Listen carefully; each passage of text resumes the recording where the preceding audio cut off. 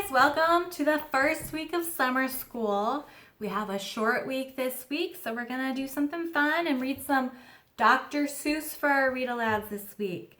Today we have the Lorax, which is one of my favorites. It's about taking care of the earth around you, and it's full of fun rhymes and silly words. So let's get started. The Lorax by Dr. Seuss.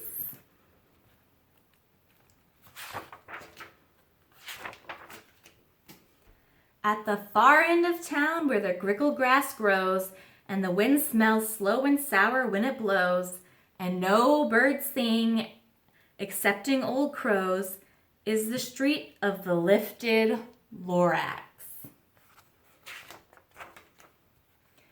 And deep in the grickle grass, some people say, if you look deep enough, you can still see today where the Lorax once stood just as long as it could, before somebody lifted the Lorax away. What was the Lorax, and why was it there? And why was it lifted and taken somewhere from the far end of town where the grickle grass grows? The old Onceler still lives here. Ask him, he knows. You won't see the Onceler, don't knock at his door. He stays in his lurkin' on top of his store. He lurks in his lurkin', cold under the roof, where he makes his own clothes out of muffered moof. And on special dank midnights in August he peeks out of the shutters, and sometimes he speaks and tells how the Lorax was lifted away. He'll tell you, perhaps, if you're willing to pay. On the end of a rope, he lets down a tin pail, and you have to toss in 15 cents and a nail, and the shell of a great-great-great-grandfather's snail. He's tossing in 15 cents, so that could be a dime, 10 cents, plus a nickel, 5 cents. Then he pulls up the pail, makes a most careful count, to see if you've paid him the proper amount. Then he hides what you paid him away in his snub, his secret strange hole in his grovelous glove. Then he grunts, I will call you by whisper-ma-phone, for the secrets I tell are for your ears alone. I wonder what a whisper-ma-phone looks like. Oh, here it is. Whoop. Slip! Down slips the whisper-ma-phone to your ear, and the old Onceler whispers are not very clear, since they have to come down through the snurgly hose, and he sounds as if he's had smallish bees up his nose. Now I'll tell you, he says, with his teeth sounding gray, how the Lorax got lifted and taken away. It all started way back, such a long, long time back. Way back in the days when the grass was still green and the pond was still wet and the clouds were still clean, and the song of the Swami Swans rang out in space, one morning I came to this glorious place, and I first saw the trees, the truffula trees, the bright-colored tufts of the truffula trees, mile after mile in the fresh morning breeze. Let's see, green is my favorite color. Here's some green grass. I know some of you like, what color? Yellow. And some of you like red. And some of you like pink and even purple. And under the trees, I saw brown barbaloots frisking about in their barbaloot suits as they played in the shade and ate truffula fruits. Look at these barbaloots. They look like bears. From the rippleless pond came a comfortable sound of the humming fish humming while splashing around. They're splashing. But those trees, those truffula trees. All my life I'd been searching for trees such as these. The touch of their tufts was much softer than silk, and they had the sweet smell of fresh butterfly milk. I felt a great leaping of joy in my heart. I knew just what I'd do. I unloaded my cart. In no time at all, I had built a small shop. Then I chopped down a truffula tree with one chop. And with the great skillful skill and with great speedy speed, I took the soft tuft and I knitted a thneed. The instant I'd finished, I heard a gazump. I looked. I saw something pop out of the stump of the tree I'd chopped down. It was sort of a man. Describe him? That's hard. I don't know if I can. He was shortish and oldish and brownish and mossy. And he spoke with a voice that was sharpish and bossy. "Mister," he said with a sawdusty sneeze, "I am the Lorax. I speak for the trees.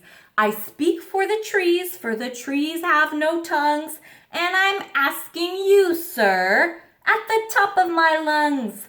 He was very upset as he shouted and puffed, "What's that thing you've made out of my truffula tuft?"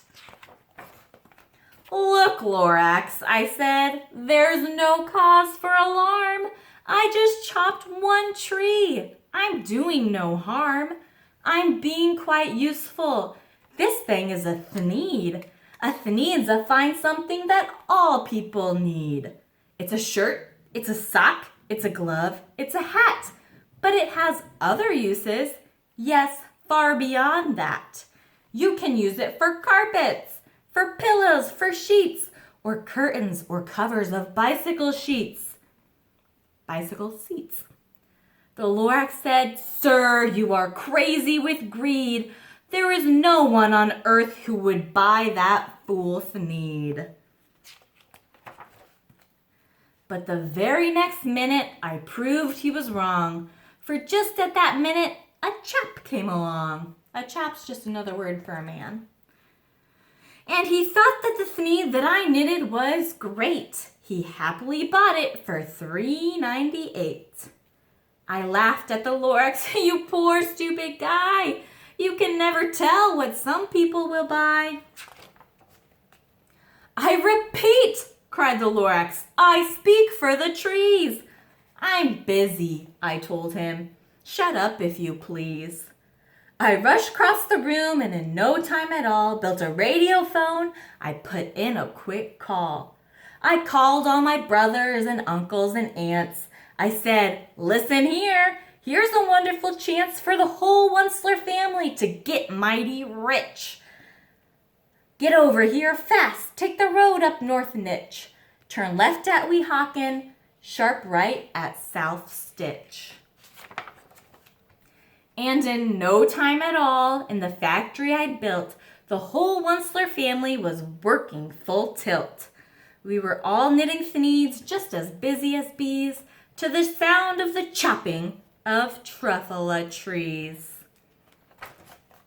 Then, oh baby, oh, how my business did grow.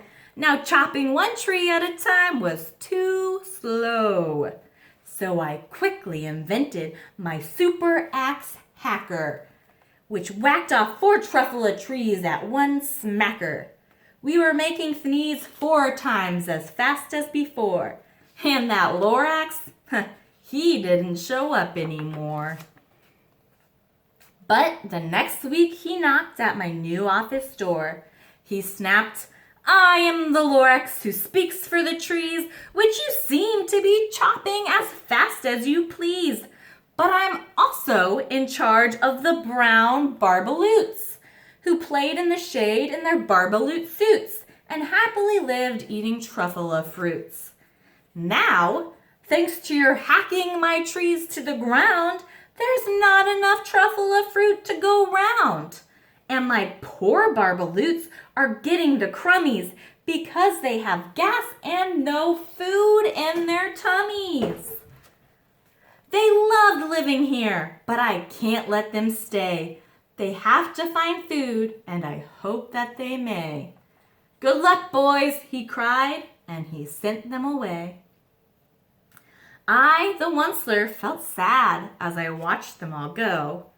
But business is business, and business must grow, regardless of crummies and tummies, you know.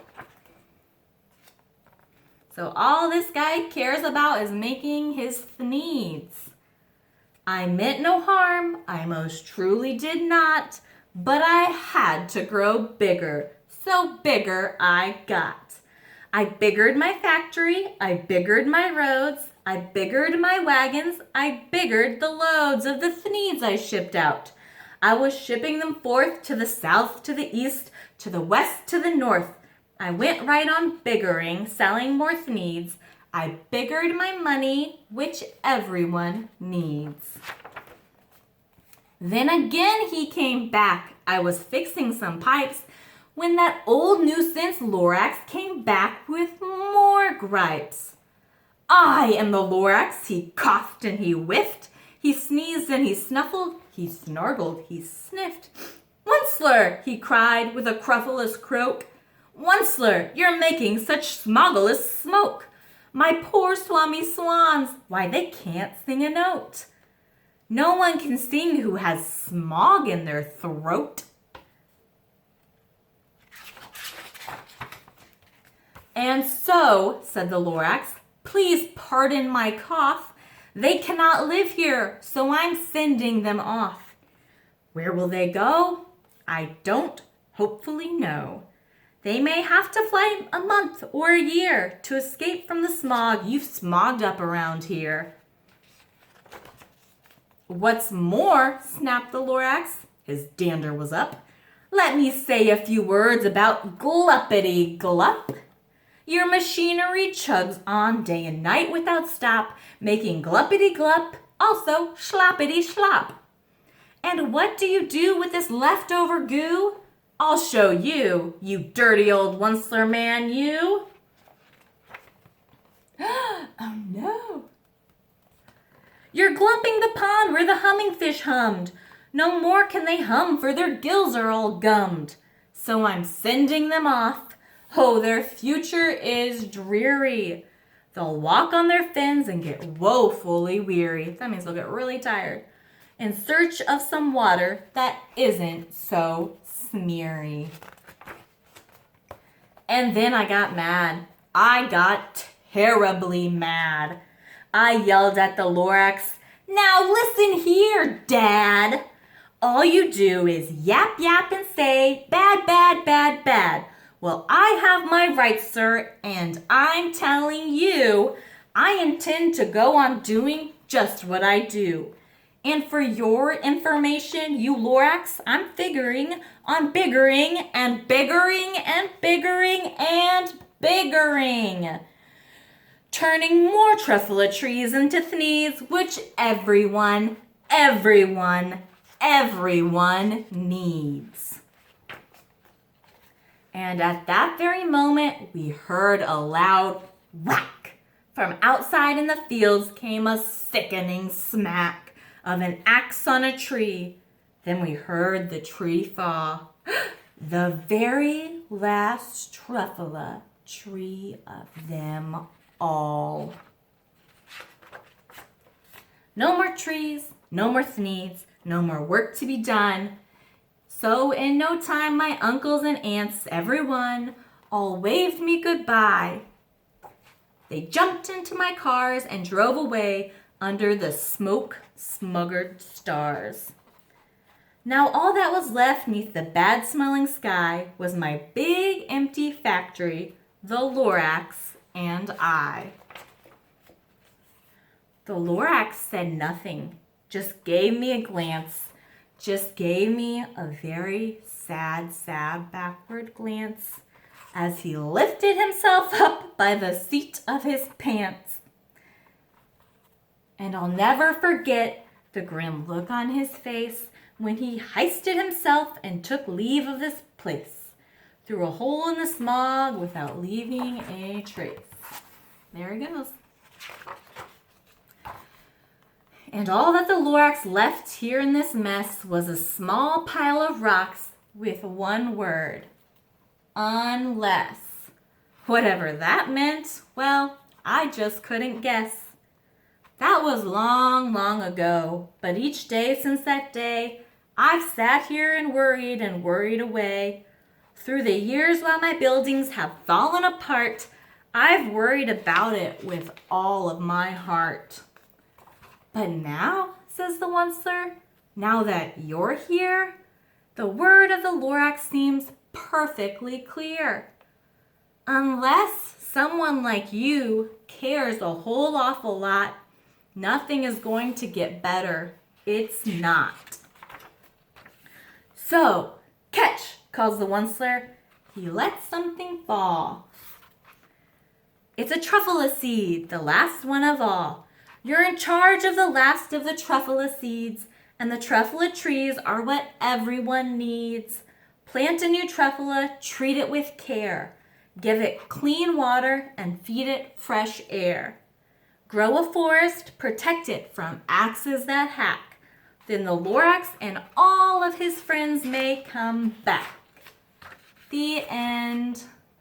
All right, guys, today we learned it's important that when you take something, like you chop down a tree, it's important to plant another tree, to give back. You can't just take and take and take whatever you want. You have to give back to other people. And you need to care about everybody who lives around you. You need to care about the fish in the pond. You need to care about the birds in the sky. You need to care about the barbaloots who are eating the truffle fruit. So remember, whenever you do something, it affects other people. All right, guys, thank you very much. That was the Lorax. I'll see you tomorrow with another Dr. Seuss book. Bye. Well, bye.